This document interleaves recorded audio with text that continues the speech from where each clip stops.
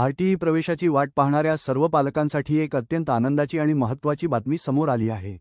गेल्या अनेक दिवसांपासून आपण ज्या तारखेची प्रतीक्षा करत होतो ती प्रतीक्षा आता संपली आहे। आरटीईच्या अधिकृत वेबसाईटवर लॉटरी आणि सिलेक्शन लिस्टबाबतची फायनल अपडेट देण्यात आली आहे। आजच्या व्हिडिओमध्ये आपण पाहणार आहोत की सिलेक्शन लिस्ट कधी लागणार, SMS कधी येणार आणि व्हेरिफिकेशनसाठी तुम्हाला किती वेळ मिळणार आहे। व्हिडिओ शेवटपर्यंत नक्की पहा। मित्रांनो, तुम्ही आरटीईच्या अधिकृत पोर्टलला भेट दिल्यानंतर ॲडमिशन शेड्यूल या पर्यायामध्ये पाहू शकता की नवीन अपडेटनुसार 10 एप्रिल 2026 ही तारीख आता निश्चित करण्यात आली आहे। पालकांच्या मनात सर्वात मोठा प्रश्न होता की लॉटरी कधी जाहीर होणार, तर एप्रिल 10 रोजी सकाळी ही निवड यादी पोर्टलवर उपलब्ध करून देण्यात येईल।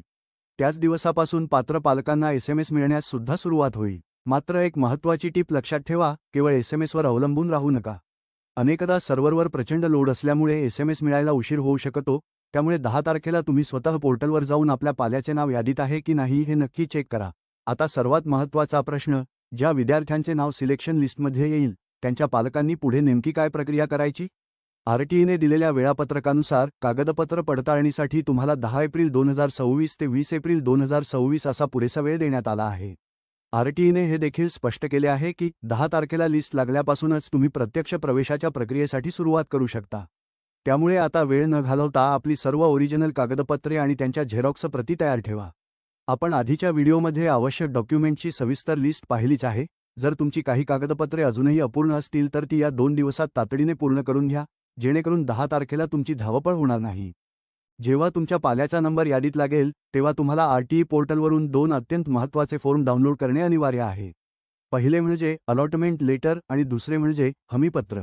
हे दोन्ही फॉर्म नेमके कसे डाउनलोड करायचे याची सविस्तर आणि सोपी प्रोसेस मी व्हिडिओच्या माध्यमातून नक्कीच घेऊन येईल।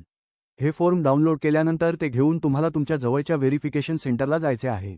तिथे तुमच्या कागदपत्रांची अधिकृत तपासणी होईल आणि त्यानंतरच तुम्हाला सेंटरकडून कन्फर्मेशन लेटर दिले जाईल। लक्षात ठेवा, जोपर्यंत तुमच्या हातात हे कन्फर्मेशन लेटर येत नाही तोपर्यंत तुमच्या पाल्याचा प्रवेश निश्चित झाला असे समजू नका। पालकांनो, आता तुमची प्रतीक्षा संपली आहे आणि फायनल तारीख आता आपल्या समोर आहे, त्यामुळे आता अजिबात चिंता करू नका। हा व्हिडिओ महाराष्ट्रातील जास्तीत जास्त पालकांपर्यंत शेअर करा, जेणेकरून वेळेअभावी किंवा माहितीअभावी कोणाही गरजू विद्यार्थ्याचा प्रवेश सुटणार नाही। जर तुम्हाला या प्रक्रियेत कुठेही अडचण येत असेल किंवा काही शंका असतील तर खाली कमेंट बॉक्समध्ये नक्की विचारा। मी तुमच्या प्रत्येक प्रश्नाला उत्तर देण्याचा पूर्ण प्रयत्न करेन।